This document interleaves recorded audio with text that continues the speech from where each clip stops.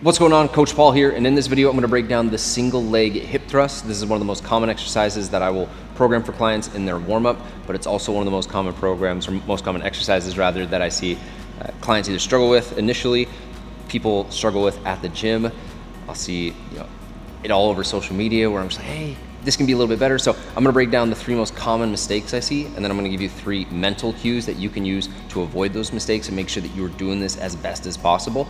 And then I'm going to give you 3 modifications that you can utilize depending on the equipment that you have or don't have, depending on mobility, injury, anything that would prevent you from going and executing the base one that I'm going to show you. And then you'll be able to go and execute this exercise to whatever degree you need to, absolutely perfectly. So let's dive into the first 3 mistakes that I see people make. So first one, let's just say you got a bench, single leg hip thrust on a bench, and you're going and executing this. First one is going to be position of the back. So sometimes people will be really high and they struggle getting that hip thrust in because, well, they're way up on their upper back. So then you could also be really low and you can't really get full hip extension because the lever of this position on your low back just isn't suitable. So where you want to be, and this is about an 18-inch bench, but you want to be right in the middle of your back. Then from there, you want to bring that knee in and drive into the heel. So first mistake is going to be positioning of the back. Second mistake is going to be where you're pressing your feet. So I'll see people do this a lot. They're trying to get hip extension, but they press into their toe, and then they say, Paul, I feel it a lot in my quad. Well, that makes sense. If you drive into your heel, that's going to radiate tension up your backside. If you're into your toe, this is going to turn almost into a leg extension. So get into your heel to be able to go all the way up. The last mistake that I'll see people make is they got their rib cage completely flared out. So as they go to extend, they feel it in their low back because they're not actually hinging in their hip, they're hinging at their waist, or they're hinging in their low back area. So if you can keep your rib cage stacked over, you're going to be so much better at being able to feel it in your glute, but also avoiding any pain here. So those are the 3 most common mistakes. Let me show you 3 mental cues you can use to make sure that you are doing this at the best of your ability. So first one is going to be pressing your mid back into whatever leverage you're creating. If that's the floor, press your mid back into the floor. If that's a bench, push it into the bench. If it's a box, push it into a box. But once you're there, you're pressing into that, and then I want you to think driving your weight into your heel. So now you've pressed mid back into the resistance, heel into the ground, and then the last one is exhale, rib cage and pelvic alignment, and come up.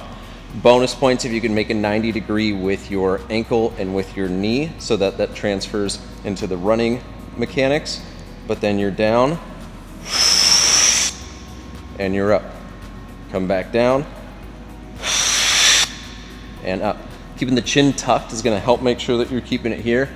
If you're all the way out here and you're just doing exorcisms to yourself, again, you're going to run into some low back issues. Now you might be like, hey Paul, I don't have a bench. Hey Paul, this hurts my back. Hey Paul, this does all this. So let's go over a few different variations that you can do for yourself so that it works for your body. First one is going to be actually flipping where you're at so that you're doing this single leg hip thrust into the bench. So this is actually going to give you a little bit more space if you have long legs or if you have a hard time getting into that hip extension. Boom. Now you can go all the way top to bottom, and you can lean back and create as much space as you need. But just make sure as you're doing this, again, heel into the bench. You don't want to be here. This would be more hamstring. If you press the heel down, that's going to help you get a little bit more into your glute.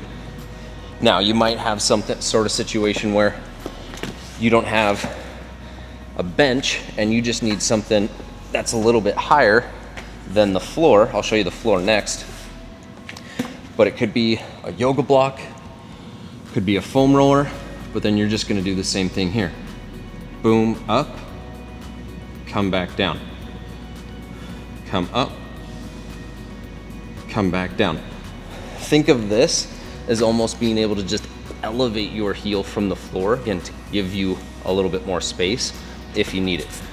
Last one, and this one is totally acceptable, is just to go from the floor and really focus a little bit more on just holding this. So when you have just this range of motion to go, it can be a little bit hard to get that hip extension, but if you're maintaining all the same cues, exhale, rib cage down, driving into your heel, pressing up, now you can just hold it, ramp up tension this way, and then once you feel that tension, just go into a little bit of pulses.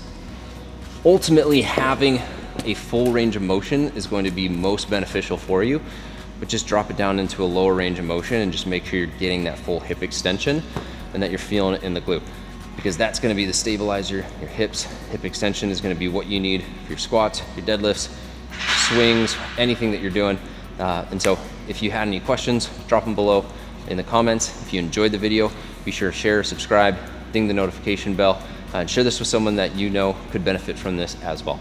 If you want to learn more about how I coach clients and pull their training program together specifically for them, there's going to be a link as well in the description to where you can go and click the link, check out some FAQs, check out an overview of my E4Fit program, and then ultimately book a call so we can have a conversation around your goals and how I can help you get there as fast as possible. Thanks for watching.